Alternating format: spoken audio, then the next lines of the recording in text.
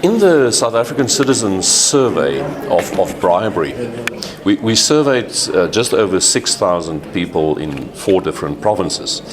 And one of the salient findings is that only about 1 in 5 people actually end up paying bribes.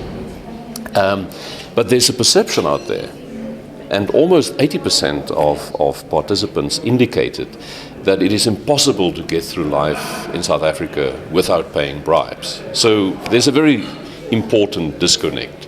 Only 20% pay, but 80% of people believe you have to pay. The other very important finding is, what do people pay bribes for?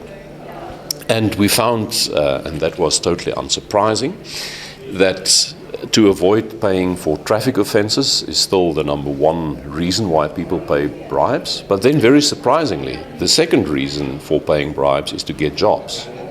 And the third biggest category is to obtain driver's licenses. And I think that is quite worrying, especially with the festive season coming up, and we know what our roads look like.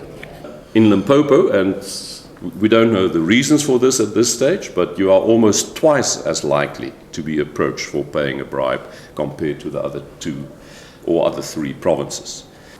The other interesting part of this finding is that we see, contrary to that misconception that corruption and bribery is a public sector phenomenon, we see here that it indeed affects both the public sector and the private sector.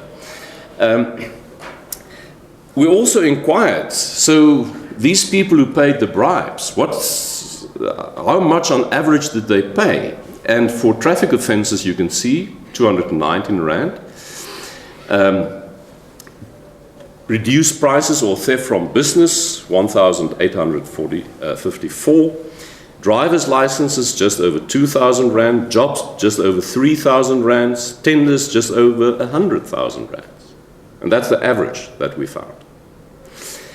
And we really need to get the message out there that, in fact, only a small portion, 1 in 5 people, actually do pay bribes.